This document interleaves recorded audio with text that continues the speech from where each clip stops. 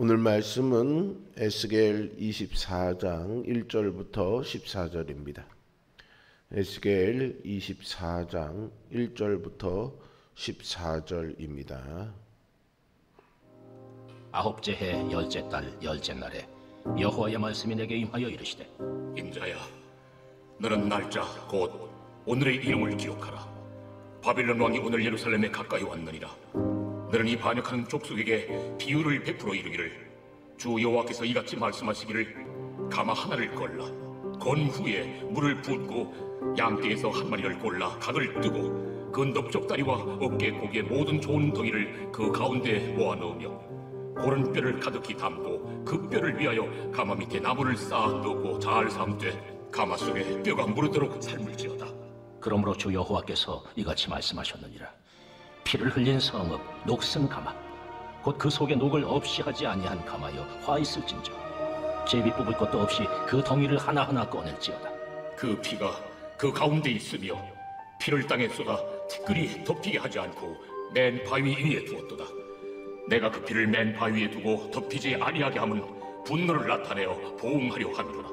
그러므로 주 여호와께서 이같이 말씀하셨느니라. 화 있을진저 피를 흘린 성읍이여, 내가 또 나무 무더기를 크게 하리라. 나무를 많이 쌓고 불을 피워 그 고기를 삶아 녹이고 국물을 졸이고 그 뼈를 태우고 가마가 빈 후에는 숯불 위에 놓아 뜨겁게 하며 그 가마에 놋을 달궈서 그 속에 더러운 것을 녹게 하며 녹이 소멸되게 하라. 이 성읍이 수고함으로 스스로 피곤하나 많은 녹이 그 속에서 벗겨지지 아니하며 불에서도 없어지지 아니하는도다. 너의 더러운 것들 중에 음란이 그 하나이니라. 내가 너를 깨끗하게 하나 내가 깨끗하여지지 아니하니 내가 네게 향한 분노를 풀기 전에는 내 더러움이 다시 깨끗하여지지 아니하리라. 나 여호와가 말하였은즉 그 일이 이루어질지라. 내가 돌이키지도 아니하고 아끼지도 아니하며 뉘우치지도 아니하고 행하리니 그들이 내 모든 행위대로 너를 재판하리라. 주 여호와의 말씀이니라. 아멘. 일을 하다가요, 손에 오물 같은 것들이 묻게 되면은 그대로 내버려두지 않고 곧바로 가서 손을 씻습니다. 이처럼 우리는 눈에 보이는 오물에 대해서는 매우 예민하게 반응합니다. 그러나 우리 영혼의 오물에 대해서는 어떤가요? 죄는 언제까지나 회개를 통해서 지워버릴 수 있는 것이 아닙니다.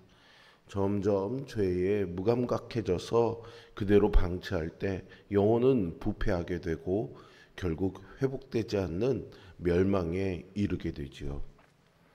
이스라엘 장로들이 에스겔을 찾아왔던 때로부터 2년 반 정도의 시간이 흘렀습니다. 장로들의 바람과는 달리, 즉 곧 예루살렘으로 돌아가게 될 것이다 라는 이 기대와는 다르게 시드기야 왕의 어리석은 선택으로 인해 예루살렘은 바벨론 군대에 의해 완전히 포위되었습니다. 에스겔이 이미 예언했던 대로 예루살렘은 완전히 파괴될 것입니다. 하나님은 예루살렘이 어떤 최후를 맞이할지 충격적인 비유를 통해 선포하시죠. 하나님은 예루살렘을 녹이 다 쓸어버린 가마솥이라고 표현하시면서 타락한 예루살렘을 회복하기 위해 끝까지 일하시는 주님에게 아랑곳하지 않는 예루살렘의 멸망을 전하며 죄를 돌이킬 수 없을 때가 이르기 전에 회개할 것을 강권합니다. 1절에 보시면 에스겔은 구체적인 날짜, 아홉째 해 열째 달 열째 날을 언급하면서 예언을 시작합니다. 이것을 지금 달력으로 환산해 보면은 BC 588년 1월입니다. 성경의 연대에 익숙한 분들은 588년이 어떤 해인지를 잘 알죠. 바로 예루살렘이 멸망한 해입니다. 이날은 바벨론이 예루살렘을 포위한 날이고 에스겔에게 임한 하나님의 말씀을 증명하는 날이었습니다. 하나님은 예루살렘의 죄악을 씻고 정결케 하여 이스라엘 족속을 하나님의 선민으로 회복시키기 위해 에스겔을 통해 계속 말씀하셨습니다. 그러나 유다 지도자들이나 백성은 끝까지 회개하지 않았습니다. 그러던 사이 이제 드디어 심판의 날이 밝았습니다. 남유다 왕 여호야긴이 바벨론의 포로로 끌려가고 마지막 왕이었던 시드기야가 유다를 통치한 지 9째 해 10째 달 10째 날, 이날은 예루살렘이 바벨론에 의해서 포위당함으로 멸망의 서막이 열린 것이죠. 하나님은 에스겔에게 솥을 걸고요, 물을 붓고 양의 넓적다리와 어깨 등 좋은 부위와 뼈를 같이 넣고 끓이라고 하십니다. 이는 예루살렘의 고관들이 이 성은 가마요 우리는 고기라라고 했던 말을 재현한 것이죠. 이 말은 아무리 밖에서 불을 떼어도, 즉 심한 공격이 있을지라도 가마솥인 예루살렘이 깨어질 리 없으니 그 안에 고기로 비유된 예루살렘 사람들은 안전하다라는 뜻입니다. 죄악이 관영함 속에서도 예루살렘의 고관들은 고기가 솥 안에 있는 것처럼 예루살렘 주민들은 하나님 도성 안에 있으니 안전하다라고 당당하게 말하면서 백성을 미혹했죠. 그러나 하나님은 그들의 자만을 심판의 상징으로 뒤집으셔서 그들이 자랑하던 성이 심판의 가마솥이 되게 하십니다. 가마솥에 불을 떼면 그 안의 뼈까지 물러져 버리는 것을 보이시며 포위당한 예루살렘의 상황이 얼마나 처참할까를 알게 하시는 것이죠. 이것은 바벨론 군대가 예루살렘 고관과 백성에게 행할 혹독한 공격을 상징하기도 합니다. 하나님은 예루살렘이 녹이 제거되지 않은 가마솥, 즉 피 흘린 죄악으로 오염된 성읍이라고 말씀하시면서 그 안에 피가 있는데 그것을 쏟아 흙으로 덮지 않고 바위 위에 두었다라고 7, 8절 사이에서 말씀하시죠. 이것은 예루살렘에서 벌어진 악행들이 다 드러났다는 말입니다. 사람들은 하나님의 심판이 임하지 않을 것처럼 행동하죠. 그러나 심판의 날은 시시각각 다가오고 있습니다. 예루살렘을 다스리던 자들의 뻔뻔스러운 태도는 더 무거운 심판을 자초했습니다. 하나님은 그 불을 더욱 크게 해서 그 안에 있는 고기를 녹이고 국물을 졸이고 뼈를 태울 때까지, 아예 그 가마솥까지 다 녹을 때까지 태우라고 9절 이하에서 말씀하시죠. 그리고 11절에서 이러한 고난의 불길을 통해 더러운 것을 녹게 하고 어떻게든 녹을 벗겨내려 하신다고 말씀하십니다. 하나님은 우리 안에 하나님의 형상이 나타날 때까지 멈추지 않으십니다. 그러나 우리가 그 불을 거부하고 완고하게 저항한다면 결국 남는 것은 심판뿐이죠. 예루살렘 성이 자기들을 지켜주리라는 백성의 기대는 강력한 하나님의 심판에 다 무너지고 말 것입니다. 예루살렘 사람들이 바벨론의 공격을 막기 위해 수고하겠지만 아무 소용없는 이유는 그 안에 있는 녹, 즉 죄악이 사라지지 않기 때문입니다. 죄악이 없어지기 전까지 하나님의 심판은 끝나지 않습니다. 그런데 13절에 보시면 그 가운데 우상 숭배와 같은 음란의 죄악이 씻겨나가지 않았습니다. 이는 끝까지 회개하지 않고 자기 죄를 부인하고 있다는 뜻으로 이런 자들에게는 완전히 부수고 새롭게 시작하는 방법밖에는 없습니다. 이에 하나님이 이 심판은 반드시 실행하실 것임을 14절에서 확언하십니다.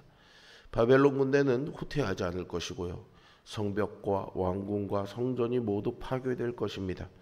사람들은 하나님의 심판이 계속 미뤄지리라 기대했지만 심판은 하나님의 때에 반드시 실행됩니다. 하나님의 심판을 피하는 방법은 철저한 회개뿐입니다. 회개하지 않고 끝까지 버티면 죄악의 오염이 더 깊어져서 제거하기 어려워지고요. 결국 모든 것을 초기화할 수밖에 없는 상태가 되지요. 회개는요, 빠르면 빠를수록 좋습니다.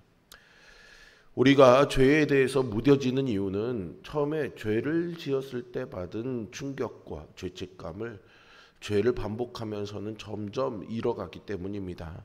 그런 의미에서 죄는 회개를 통해 용서받을 수 있는 시간이 지나고 주님의 때가 차면 화학적 변화가 일어나는 것처럼 돌이킬 수 없게 되는 거죠. 하나님은 어떻게든 예루살렘을 구원하시기 위해 음행과 죄악을 벗겨내려 하십니다. 그러나 예루살렘이 오히려 그 죄를 붙잡았지요. 그 결과 예루살렘의 죄는 이제 씻어낼 수 없는 지경이 되었고 예루살렘은 이전 상태로 돌아갈 수 없게 되었습니다. 처음의 죄는 주님을 실망시키는 작은 것들이었습니다. 그러나 그것이 지속되고 반복되자 예루살렘 전체가 죄의 변질된 성분으로 바뀌어 버린 것이죠. 그래서 주님께서 일하심에도 음란의 죄는 벗겨지지 않고 불에 타 사라지지도 않았습니다. 주님은 정결케 하려 하십니다. 그러나 예루살렘은 죄를 즐기며 정결하게 되기를 원하지 않았습니다. 회개보다는 음란을, 깨끗함보다는 더러움에 머무는 것을 선택했습니다. 결국 하나님은 그들을 위해 일하시던 것을 멈추시고 그들의 행위대로 심판하겠다라고 선언하십니다. 유명한 기독교 수필가인 C.S. 루이스는 하나님은 죄를 용서하시지만 죄가 용서되기를 원하지 않는 자를 억지로 용서하지도 않으신다라고 했습니다. 죄가 돌이킬 수 없는 화학적 변화를 일으키기 전에 하나님 앞에 무릎 꿇고 진심으로 회개하며 돌아가야 합니다. 죄는 우리 안에서 화학적 변화를 일으켜 이전 상태로 돌이킬 수 없게 만듭니다. 주님은 끝까지 회복을 위해서 일하셨지만 더러운 죄에서 깨끗하게 되기를 원하지 않던 예루살렘은 멸망으로 치닫게 되지요. 우리도 회개하지 않으면 죄악에 무뎌지게 되면 하나님의 심판을 피할 수 없습니다. 죄가 우리를 변절시키기 전에 회개하고 주님께로 돌아와야 합니다. 예루살렘의 지도자들은 회개하라는 선지자들의 계속된 외침을 들었습니다. 그러나 예루살렘 성벽, 애굽의 군대, 외교적인 책략을 의지하려 했고요. 뿌리 깊게 박혀있는 우상숭배의 죄악을 버리지 않았습니다. 우리도 이런 어리석은 생각을 하고 있는 것은 아닌지 돌아봐야 합니다. 아직 평안할 때 하나님의 회초리가 준비되기 전에 나의 모든 부끄러움과 죄악을 주님 앞에 내려놓는 지혜를 가져야겠죠. 예루살렘은 녹이 슬어버린 가마였습니다. 아무짝에도 쓸모없는 가마를 정결하기 위해 하나님은 강한 불로 태워오십니다. 심판을 통해 깨끗하게 되기를 바라셨던 거죠. 내 삶 속에서 하나님이 태우고 계신 죄가 있을 수 있습니다. 우리는 하나님의 손길을 인정하고 가장 약하고 추한 부분을 정직하게 고백하고 회개해야 합니다. 하나님이 우리를 정결하게 하실 것을 소망하면서 다시 한번 하나님 앞에 무릎 꿇는 우리 모두 이 시간이 되기를 주님의 이름으로 축원드립니다. 기도하겠습니다. 공의로우시며 우리를 사랑하시는 아버지 하나님, 이스라엘을 끝내 불로 심판하시는 하나님의 어미로우심과 준엄하심 앞에 두렵고 떨리는 마음으로 엎드립니다. 우리 또한 그런 하나님의 진노가 이르기 전에 오래 참으시는 하나님의 자비하신 은혜의 시간이 우리에게 주어질 이때에 하나님 앞에 엎드립니다. 이 새벽 시간 기도하는 우리에게 성령 충만한 은혜 허락하여 주시옵소서. 스스로 알고도 혹은 알지도 못하면서 범하고 있는 죄가 있는 것은 아닌지 성령께서 깨닫게 하실 때마다 엎드려 회개하는 우리들 되게 하여 주시고, 회개하고서는 돌이켜 그 죄악을 반복하는 악습을 답습하지 않게 하여 주시고, 죄악에서 멀리 떠나 하나님의 거룩을 닮아가는 삶을 살아가도록 우리의 걸음걸음을 인도하여 주시옵소서. 예수 그리스도의 이름으로 기도합니다.